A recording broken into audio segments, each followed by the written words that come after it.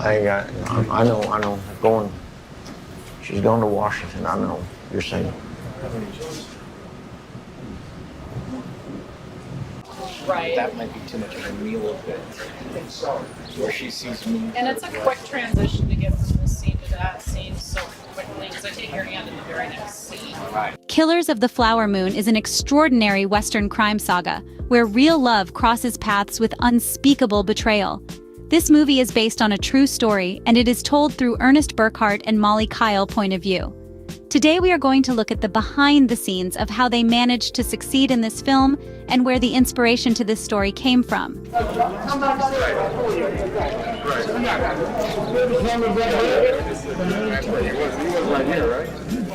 don't know. See where the camera's going.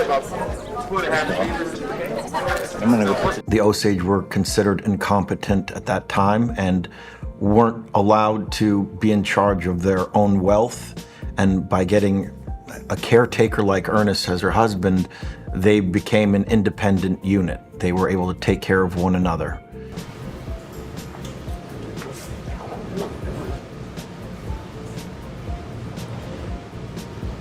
You see that in the nerve, this addendum. That's we need.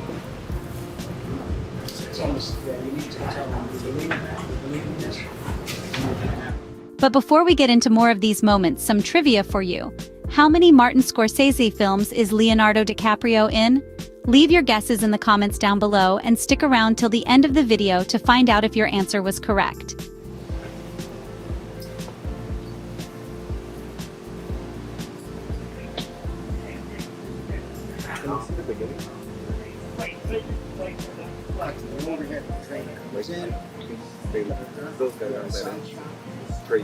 The first day that I worked with him, my hands were shaking naturally because it's Leonardo DiCaprio. But after getting through those initial nerves, I was just sitting across from an incredibly present, generous, talented, immensely talented actor. And the rest of the nerves about it faded away when we were just so focused on if we were doing justice to our characters. So that was incredibly inspiring. So, like, I probably already kind of like it, but yeah, like, I already had that audience to see it a while ago.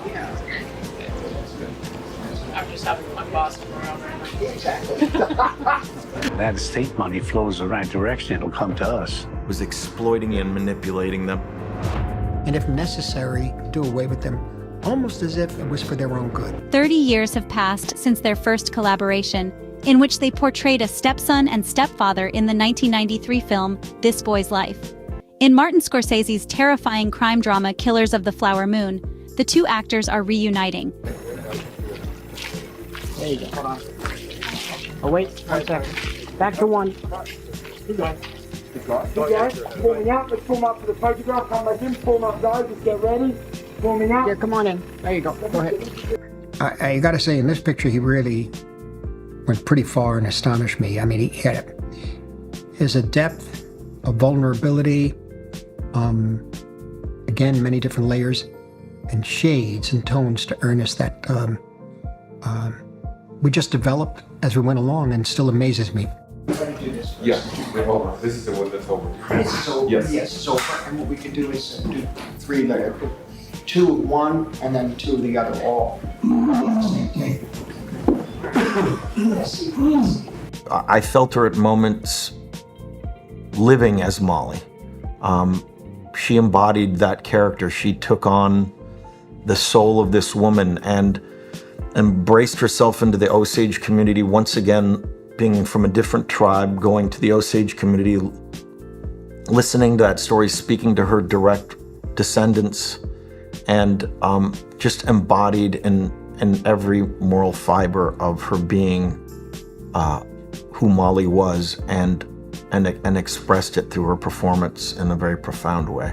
Scorsese and co-writer Eric Roth create a gripping crime thriller by adapting the outstanding non-fiction book of the same name by David Gran. The story moves quickly, and somehow, 3.5 hours have passed by in an instant. Yeah,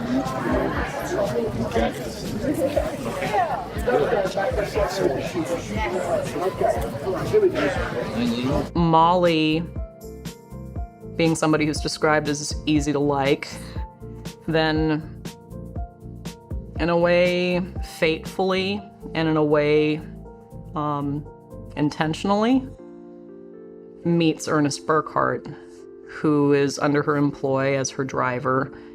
And through one lens, you see a very organic attraction forming, and through another lens that Mollie is pretty unaware of, you see a calculated arrangement happening. I'm gonna check out the cut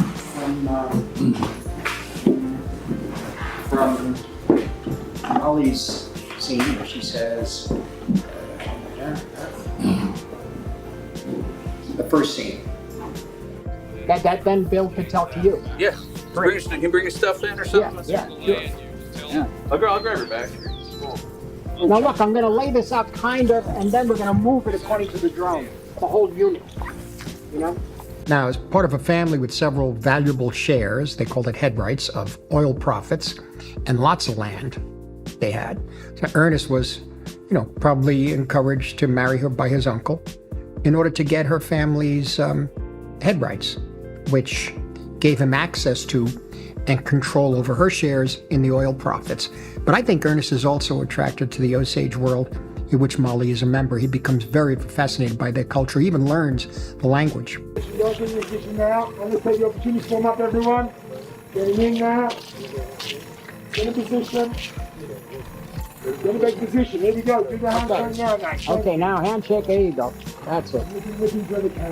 That's it. Nice. Okay.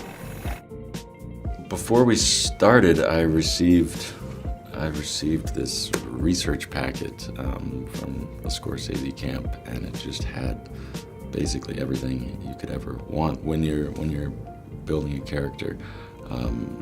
He wrote a book that was really helpful, and like I said, Killers of the Flower Moon, the book went into pretty good detail about his upbringing, and yeah, so it was like everything else. It's a long process. Action. I told her you do it yourself. She said, I don't want to do it myself. I said, you're going to have to.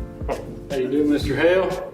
William Hale, being Ernest Burkhart's uncle, is kind of a de facto father figure to a man who's returning from war, who doesn't have a whole lot of skills to offer, doesn't have prospects at much work, plants the idea of, well, being married to an Osage person. There's good money in that. All right. So, Okay, like you be here. You'll be help. The Gov represents Mr. Hale. Well. Sorry to bother you. My name's Tom White. I'm the agent in charge for the Bureau of Investigation in the Justice Department. Took us so long to get here. And as far as the answer to our trivia question, Leonardo DiCaprio acted in 6 Martin Scorsese films, including Killers of the Flower Moon. After having been relocated and removed from their ancestral homelands to Oklahoma, the reservation they have now, they also purchased it because they knew that was a language that the government would understand.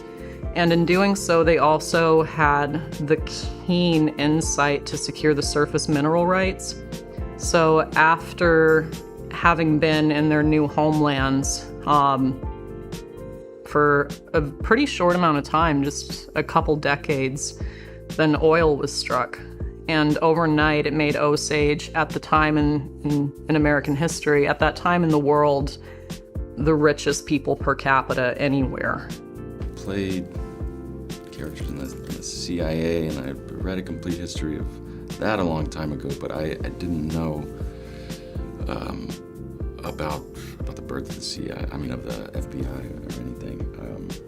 But growing up in Texas, I actually grew up in a town outside of Waco, and there's a Texas Ranger Hall of Fame there in my hometown, so there was something really strange about and nice about playing this character. But we wanted to turn this around to you guys. What are your thoughts on this, and is this a kind of movie that you would be interested in seeing? Let us know what your thoughts are in the comments down below. Make sure you're subscribed with notifications on for more videos just like this. That's it for today though. We'll see you all next time with a brand new video. I just love money. I love it as much as I love my wife.